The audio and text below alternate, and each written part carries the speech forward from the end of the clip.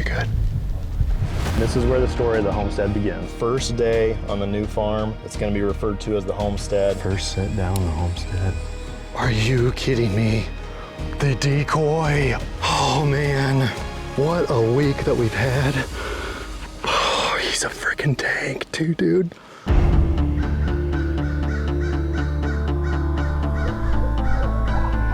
Can't you beat it? 0 to 60, man. Whoa, what can you say about that? An absolute dream buck.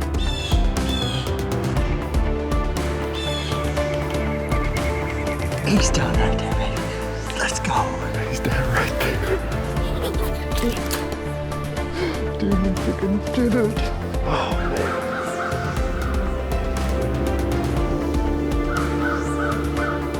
Insane night. Season on, game on. Well, hey there guys, welcome back to another episode of Midwest Whitetail. We are very excited to bring you this one as always. Just wanted to say thank you for the support on last week's show, Monday, Zach's first buck kill, and then Owen's midweek episode. You guys have been great, really appreciate the feedback.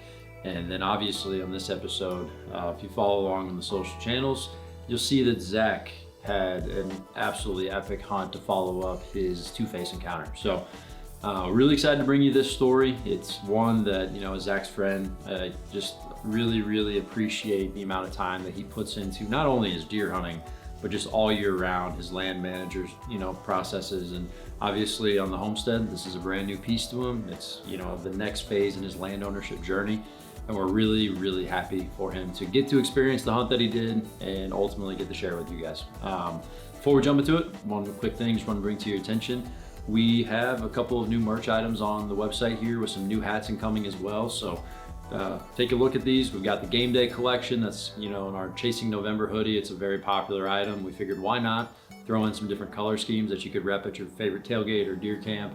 And then there's the minimal collection where, you know, as it says, just some different design options. So really appreciate you guys' support. Our giveaway is kicked off right now. You can see those details there on the homepage of the website, but we've got a lot of prizes. The contest is gonna run through December 28th, and every dollar spent on the store is gonna get you an entry. And then we're gonna draw for every single item with our participating partners. So with that being said, however you choose to support Midwest Whitetail, wherever you are, I hope you're having a great November. I hope the hunting just gets better and better for you. Paul and I are looking forward to an all-day sit tomorrow, and I hope that the bucks continue to fall for the team. It's the very best time of the year. Let's jump to Zach's hunt now. He's down right there, dude.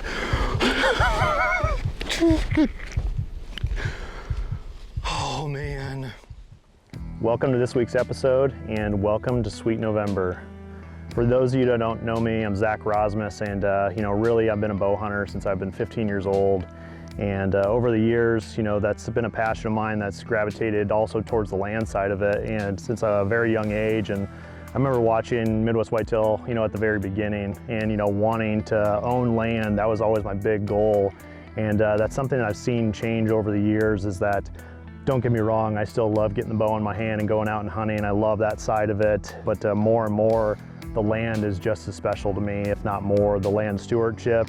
I was fortunate enough back in 2021 to cash in on that dream and, you know, own my first farm in Area 52. And my wife and I, we lived that dream for 4 years and really carved out that piece of clay and molded it into something new. And I truly believe that I left it better, and I'm fortunate that I still have, you know, friends that call that, you know, their property, and that's something that is truly special to me, because I do think when it comes to land, you leave a piece of yourself with it, and that's a big part of my story. But I had this big opportunity at the end of 2024 and coming into 2025 season where I sold Area 52, one of the hardest decisions I've ever made.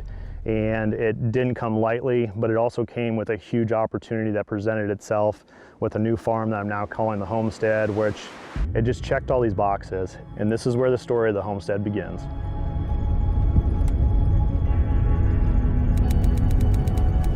Here we go, February 16th, first day on the new farm.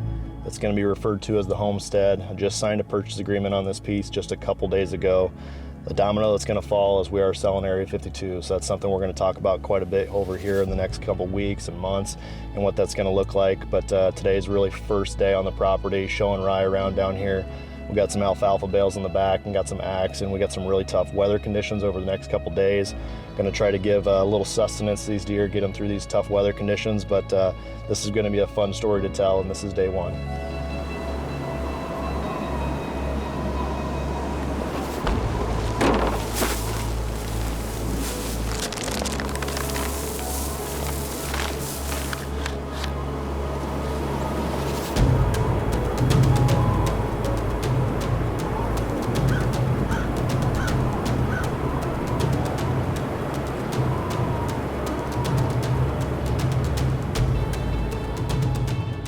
With a fresh start and high anticipation, I would say that excitement level has never been higher than what they were leading in the 2025 season.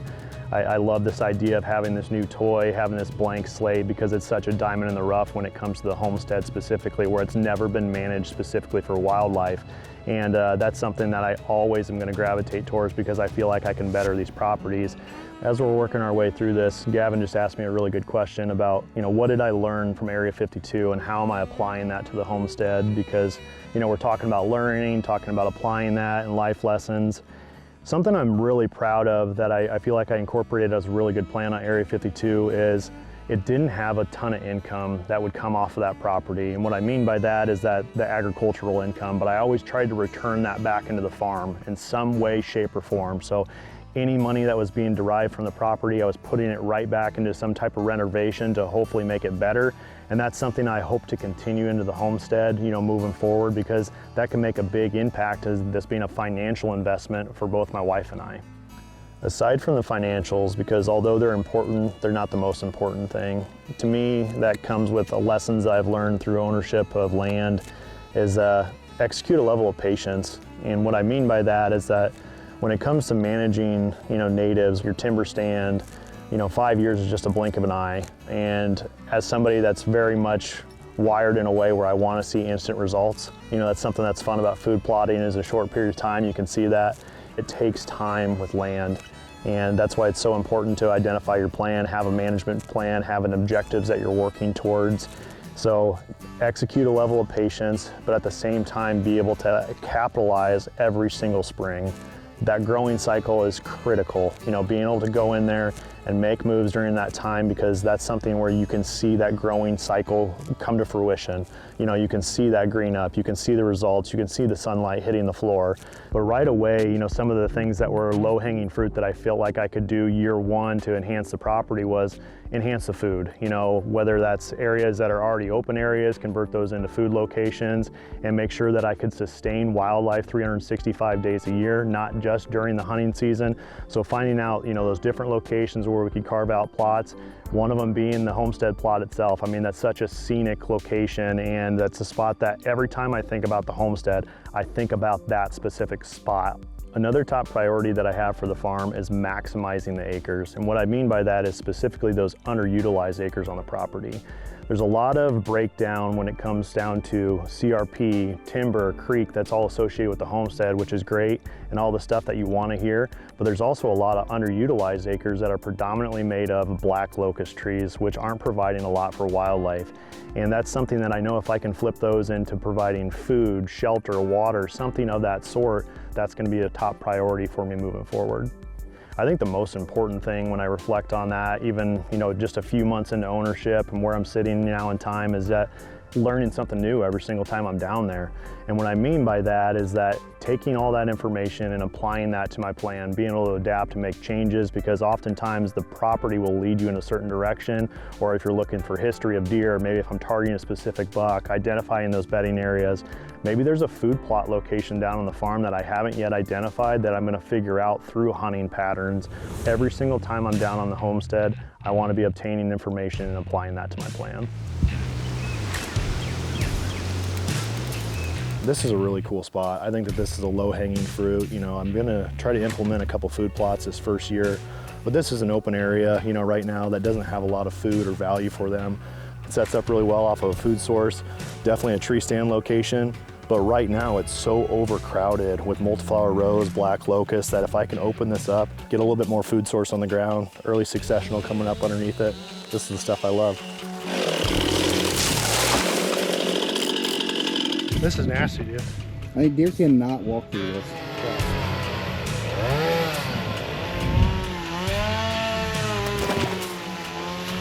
Some sweet looking denim right there. Yeah, the boots are moist. Can confirm, it's waist deep.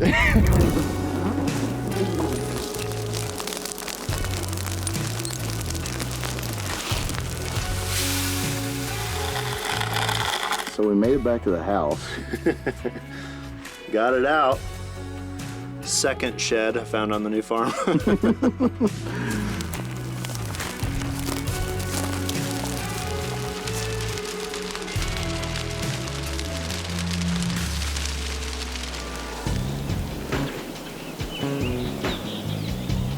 As you can see, I'm back down at the homestead, and I'm at the homestead plot, and this has seen a pretty big transformation over the last couple weeks. This is gonna go into Monster Buck's multi-year. It's gonna be the clover chicory mix. Clover is always one of my favorite food sources on a year-round basis for the protein content. Not quite spraying yet, but I'm making a quick stop at this food plot. This is the one we burnt off earlier this spring. There's a lot of broadleafs in here, but for summer food, this has a ton of protein in it right now. I mean, this is all poison ivy. This would be a really good spot to get Rye to come down here and do some weed whacking for me in his cargo shorts. I'm sure he would do a really good job of that. Be a perfect job for him right now.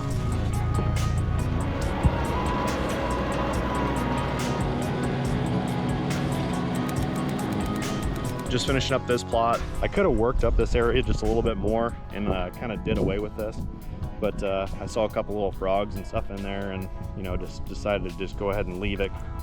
Lots of little critters in there, some bugs in there, and a couple dragonflies, but there were a couple little frogs in there too.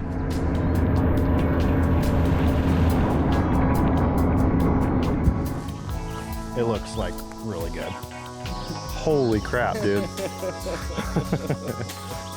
This is about as good as it gets for this being a first year growing.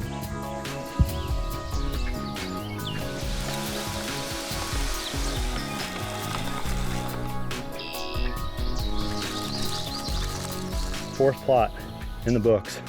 Went ahead and put no huddle. I said that before, this is my favorite blend. You're gonna notice a theme about how I'm setting up these blends, where I want to drive the deer to a certain area of the farm during late season, and that's why I'm putting the rut greens in those locations where during late season, during November, I want them to be on that side of the farm because it's centralized on the property. So I'm trying to select my blends and trying to push them over there. I don't know if it's going to work or not, but that's the idea behind it. End of July, early August, Blake and I are really focusing hard on getting those green plots established down at the homestead, but it's during that first week of August that the buck that eventually is going to be known as Gin makes his first appearance on the farm.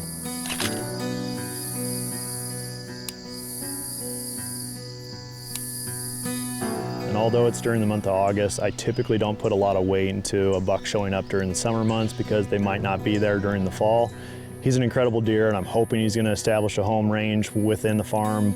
But something unique about that week of August is that we have unseasonably cool conditions and it feels like fall. And so maybe it's a little bit different, when it comes down to where Gin's making a lap through the farm, potentially trying to seek out where his fall range is going to be, making that quick little sneak peek just to check in on things, see what's going on, knowing that I've made some really cool enhancements to the farm to make it better for him the coming fall.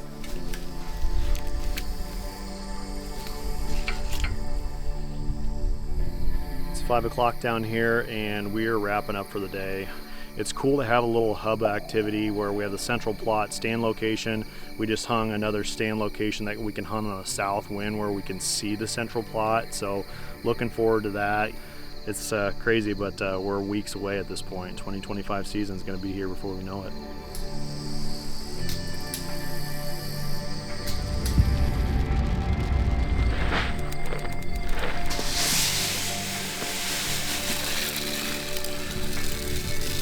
Hopefully you guys can hear the thunder in the background, but you know, we might get some rain out of this storm.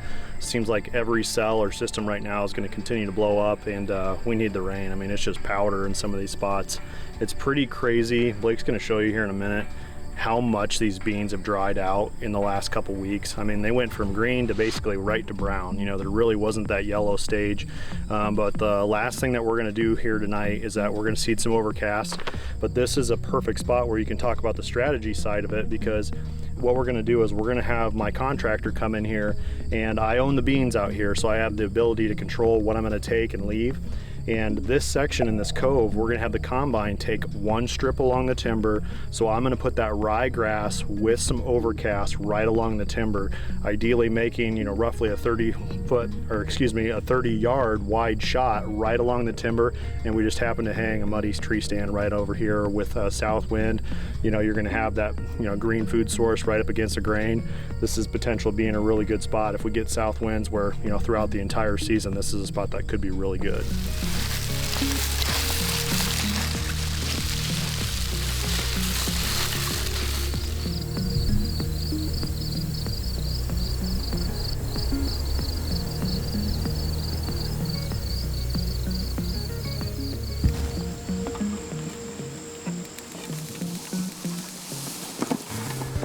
October 1st, first sit down on the homestead. This is a really easy in and out stand, especially with that trail that we carved out. We're sitting on the central plot here on the homestead, and this is the first time I've been down here since I cut the beans. Every time I'm down here, I just want to learn something new and figure out how the deer are utilizing this. First hunt is officially in the books.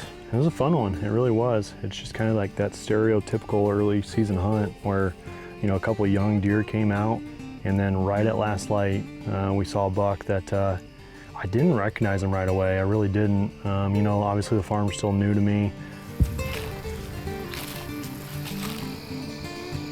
We are down to our last 15 minutes. Feels good. Feels chilly. I don't know if we're gonna lay eyes on a buck over here tonight, but it feels like one's gonna be on his feet tonight.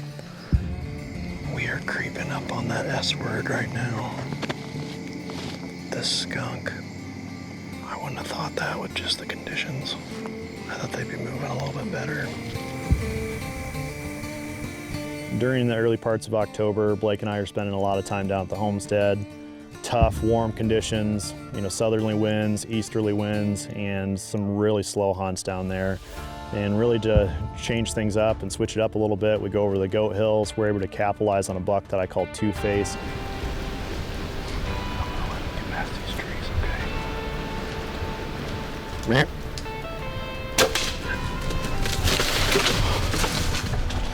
I want to fall out of the tree. Dude, are you kidding me? Dude. That double main beam is freaking killer, dude. Have a really great memory and a buck that I have 3 years of history with, but during that same time, we saw a cold front come through. The winds are shifting to northerly, which is predominant here in late October, early November here in Iowa. And that's something that coincides with Jin spending all of a sudden a bunch of time down at the homestead. He's becoming very frequent on camera. I remember one string of photos where he just stares at the cutty link for just a number of minutes, you know, passes. It seems like 15, 10 minutes, whatever that ends up being, but he's all over the farm, and we're knowing that we're gonna spend a lot of time down there hunting, knowing that I have a landowner tag in my pocket.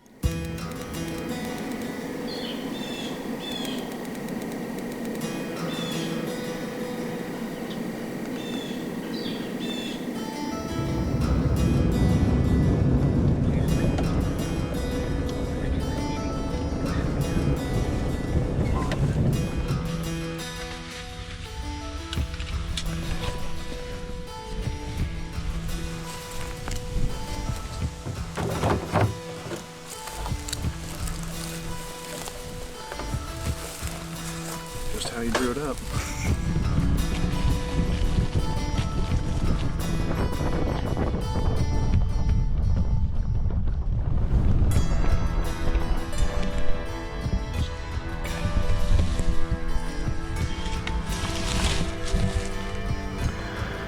Well, I didn't know if we were gonna make it happen or not. But we are set up before 4 o'clock.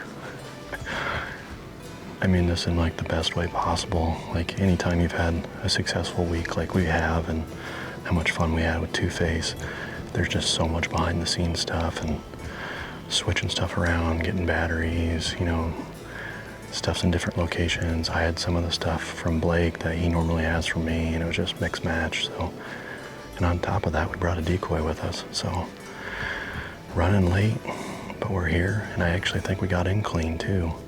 I was a little worried the deer might be on their feet a little early. It is calm right now. This is our first set in this stand, and as we're setting up, Blake and I both looked at each other and we're like, this is a sweet spot, and it really is. We essentially have a ditch off to our north. Ideally, we would have just a straight south wind and just be pushing it right in there, but a thermal night could be successful in this spot too, where it just pulls like water down into that actual ditch back behind us.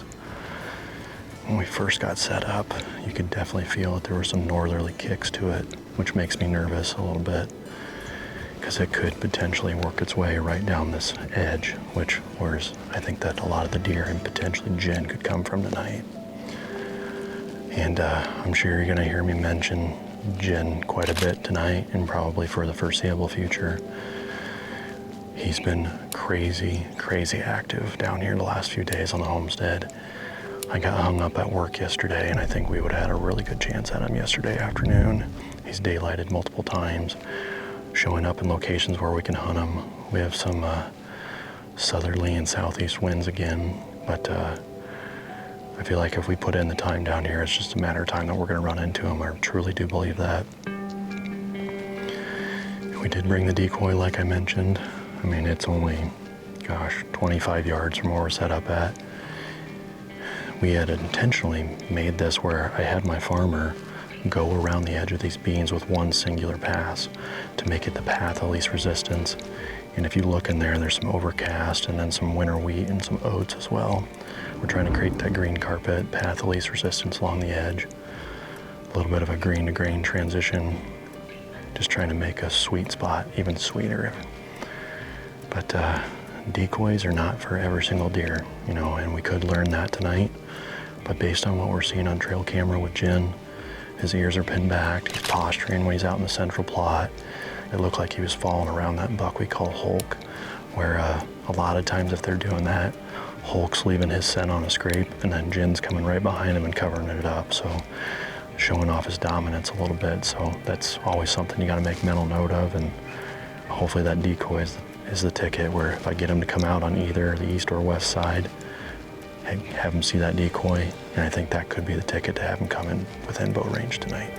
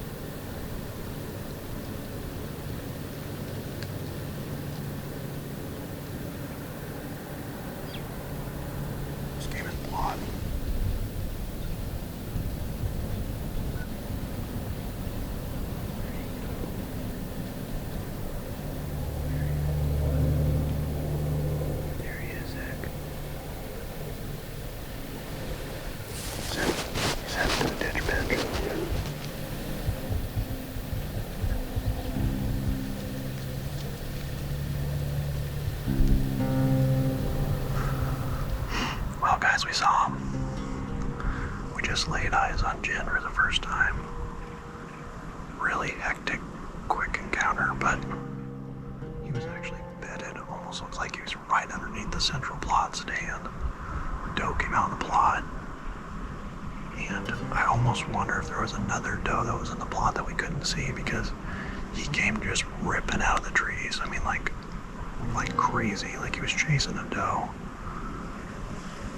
But he wasn't running like he was spooked, like he was like, hey, like, look who's the big man in town, like coming to check it out type of thing. So he made his way off to our northeast, which is in our favor right now. If we can lay eyes on him, I'm potentially going to try to grunt at him, but I'd like to be able to see him first.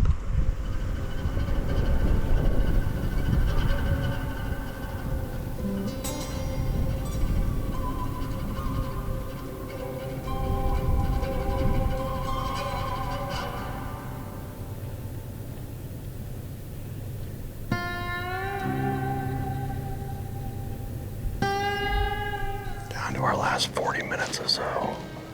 Legal shooting light. Seems like it's gonna get dark pretty early. I don't know, we're on the edge of the timber. Maybe we'll make it all the way to legal tonight. Ever since we saw him move off to our east, essentially he went up to the ditch pinch plot. I've just been on the edge of my seat the entire time because Blake and I were just staring back into the timber.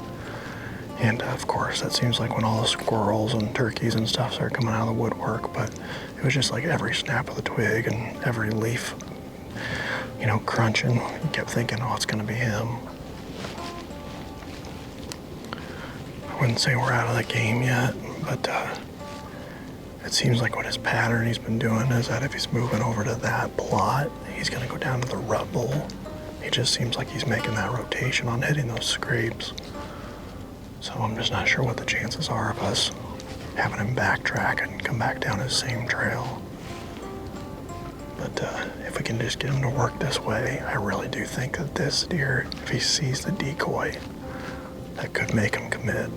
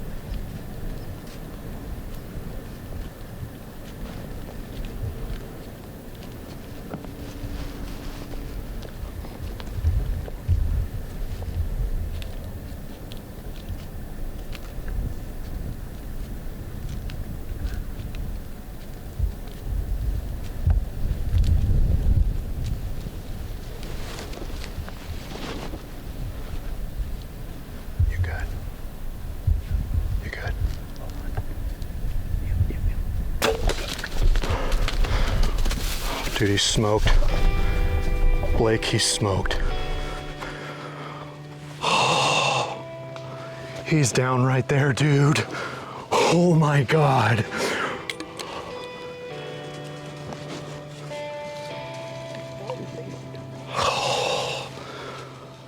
Are you kidding me? The decoy. Oh my God.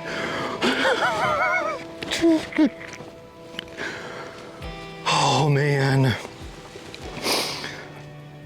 Are you kidding me, Blake? What a week that we've had. Oh, he's a freaking tank too, dude. I kept telling myself, I just like don't even look at his rack. Yes.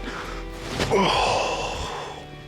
You know, it's just so crazy how, you know, your season just changes, you know, like so quickly, because it just felt like we almost missed out an opportunity the last couple days because, you know, we were taking it pretty easy and kind of living on a high of Two-Face. And are you kidding me, dude?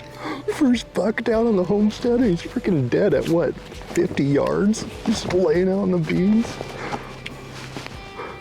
He's 35 yards. I'm so thankful for everything you've done to help me out, Blake. the decoy. I mean, holy cow. And that was just like a pure spur of the moment type thing too, where I was on the phone with Kane. Nebraska had me, tension was pretty high this afternoon because they were playing like just absolute crap. So Kane called me when he was heading out to his hunt tonight.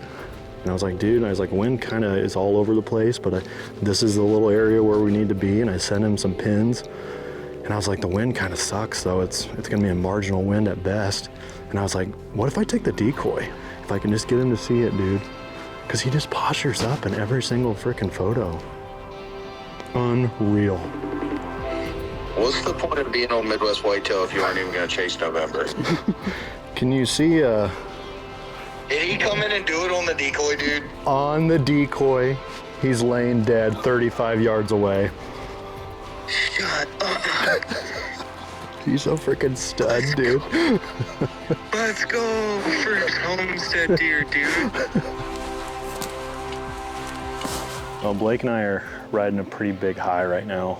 I've never had anything like this in my entire life. You know, oftentimes it's, you know, you're scrambling just to have, you know, 1 or 2 encounters with a mature buck throughout the entire season. And we've been fortunate to stack a couple of really awesome hunts in a row. I'm not gonna be able to resist going up to him. We're gonna go over to the decoy, take a look at the arrow. You can always learn something from the arrow. And Gavin is on his way here tonight. Looking forward to that. But first deer on the homestead. A lot of blood, sweat, and tears has gone into making this season possible and making a lot of adjustments on the homestead. So let's go take a look at the decoy and the arrow and truly show off how close those two were together, because I really thought that he was gonna make a go at the decoy there for a second. That's about as good as it'll look right there. Completely coated, clean pass through. I think there's something right over here. Blake.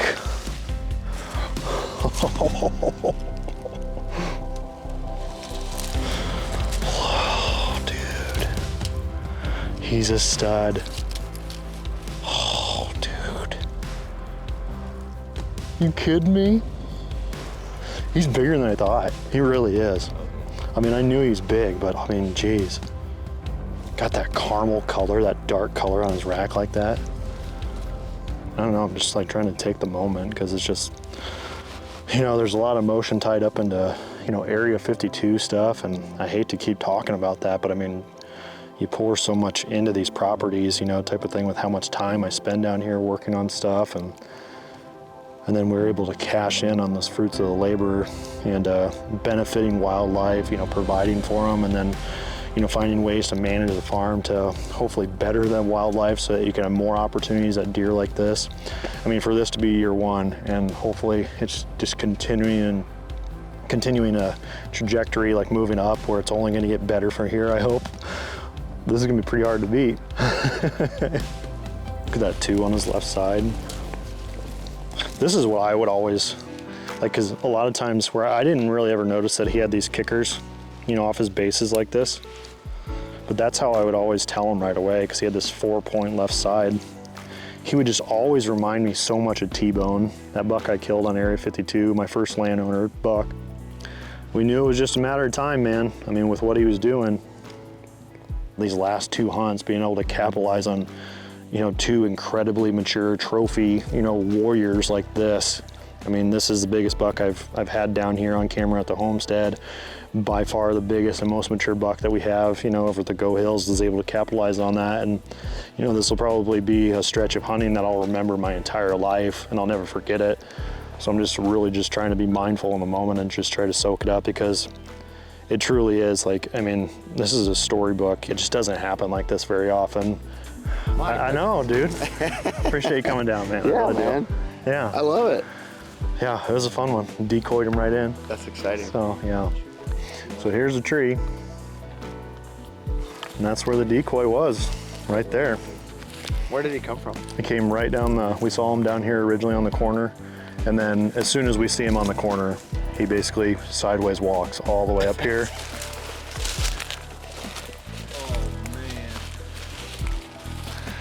Yes, sir. There he is, boys. What a toad. Doesn't he look like Vinny on that right side? Right, yeah. Yeah.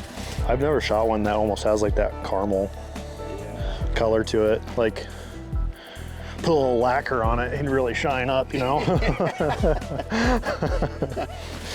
What a stud, man. Jeez. Big old bases on. I love this. I love all the burr.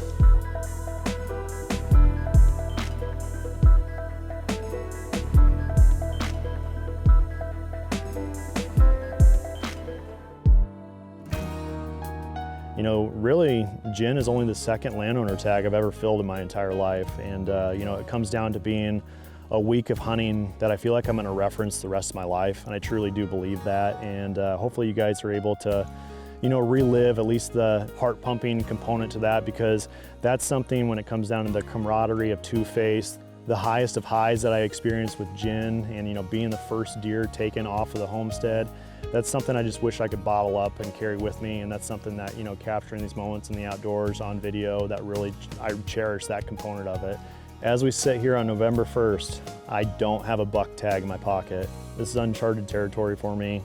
As far as for the rest of my season goes, you know, I'm gonna be working my way over to Illinois, getting behind the camera a little bit. And I know that late season here in Iowa, I have more food sitting here right now than I've ever had before. So I feel like I'm gonna have an opportunity to get on another one of these mature bucks during late season. So Blake and I aren't quite done yet, and we're looking forward to making some more memories down the road, and appreciate you guys watching this week's episode.